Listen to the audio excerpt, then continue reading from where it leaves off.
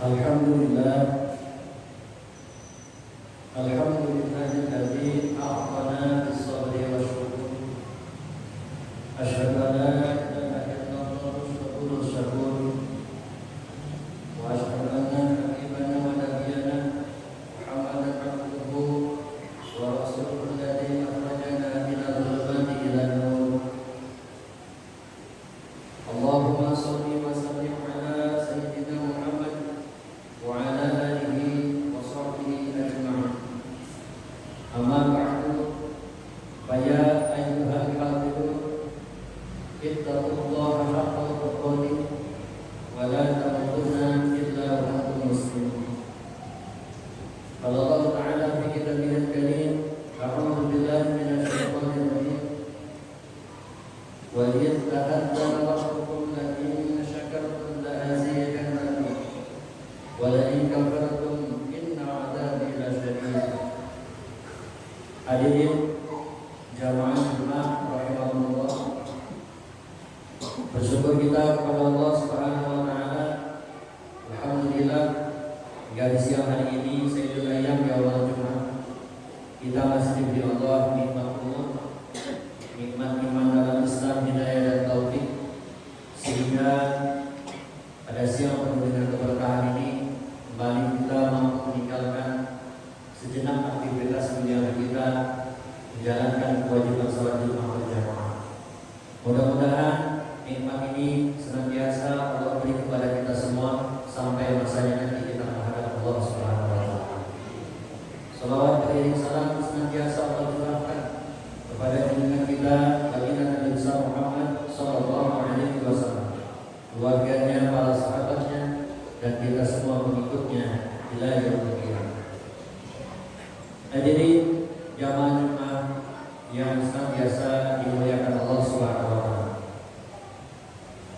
Allah Subhanahu wa taala memerintahkan kita untuk meningkatkan ketakwaan kita hanya kepada-Nya. Dengan senantiasa mendekatkan diri kepada-Nya melalui ibadah-ibadah, melaksanakan segala perintah-Nya dan menjauhi segala hal yang dilarang oleh-Nya. Sebagai bagian dari peningkatan takwa itu, kita perlu senantiasa bersyukur atas segala nikmat anugerah yang telah Allah berikan kepada kita semua, sehingga kita dapat menjalani kehidupan ini dengan lebih baik lagi di masa yang akan datang. Hadirin jamaah Jumat rahimahullah, alhamdulillah saat ini kita telah memasuki penghujung bulan Desember, sekaligus akhir dari tahun 2023. Begitu banyak hal yang telah kita lalui sepanjang tahun 2023 ini. Tidak saja kehidupan secara personal pribadi kita, tetapi secara umum kita juga ikut merasakan, melihat dan menyaksikan setiap episode yang terjadi sepanjang tahun 2023. Mulai dari hal yang terasa berat, tidak enak, hingga nikmat-nikmat yang memberikan rasa bahagia bagi kita semua. Hadirin yang dimuliakan Allah Subhanahu wa taala, satu hal yang perlu kita garis bawahi adalah semua hal itu patut kita syukuri adanya. Ya, sekalipun bisa dipastikan sepanjang tahun itu tidak semuanya kita merasa bahagia, dan ada saja yang membuat kita kecewa, kesal dan sedih. Pasti saja ada hal yang penting yang perlu kita ketahui di balik itu semua. Hadirin yang dimuliakan Allah Subhanahu wa taala, selain memang kesedihan, kekecewaan dan kekesalan yang kita terima itu jauh lebih sedikit daripada kenikmatan yang telah kita terima. Sebab hadirin yang dimuliakan Allah, banyak hal yang tanpa kita sadari itu adalah nikmat besar yang sering luput dari pengamatan dan apa yang kita rasakan selama ini. Bagaimana kita menghirup oksigen begitu dengan gratisnya. Kita tidak membayar. Bayangkan jika ada aturan hukum, kalau oksigen yang kita hirup ini setiap milinya dihirup dihargai Rp500, apakah kita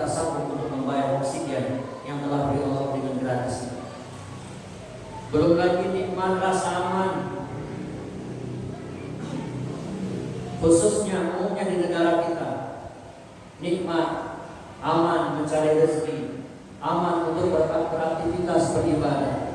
Sementara di belahan yang lain kita saksikan porak-poranda dengan bersitegang perang antar suku dan lain sebagainya. Ini wajib kita syukuri atas yang telah Allah berikan kepada kehidupan kita secara pribadi maupun dalam kehidupan berbangsa dan bertanah air. Kita masih bersyukur perang elit politik tanpa diakhiri dengan bom terhadap pimpinan partai politik. Di luar sana, perang politik saling membunuh antar ketua partai. Ini anugerah yang terbesar buat bangsa ini. Jangan sampai nikmat yang Allah jaga ini kita tidak syukuri.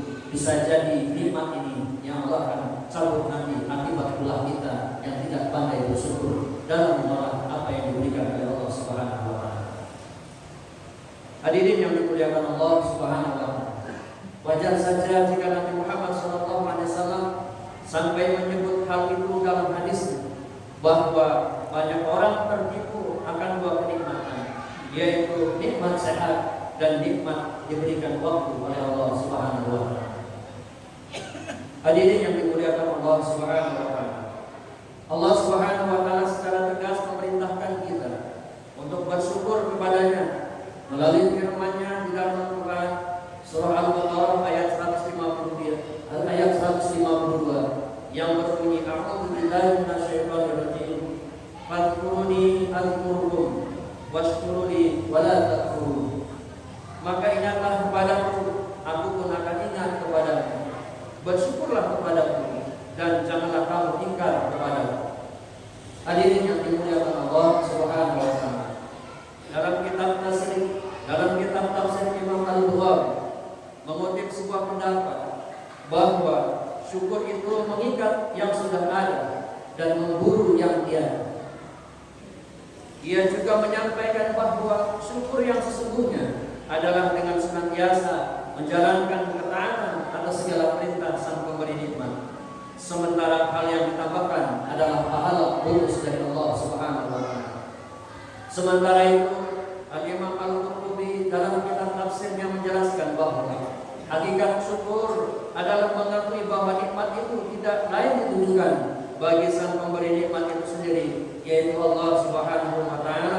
Asy-Syakur, Dia yang Maha memberi syukur dan tidak digunakannya untuk selain taat kepada Allah Subhanahu wa taala. Hadirin yang dimuliakan Allah Subhanahu wa taala. Oleh karena itu, dari penjelasan para ulama yang telah disebutkan tadi dapat kita ambil pengertian bahwa bersyukur berarti adalah menggunakan segala nikmat yang kita peroleh, yang diberikan Allah untuk kita, untuk menunaikan hanya ketaatan kepadanya, yaitu menghamba kepadanya, beribadah karenanya. Begitu mulianya bersyukur ini dalam Islam. Syukur juga termasuk bagian dari ibadah batiniyah, ibadah qalbiyah. Maka bagi orang-orang yang tidak tersimpan di dalam kalbunya rasa syukur, maka kegelisahan, kegundahan dalam menjalani kehidupan ini.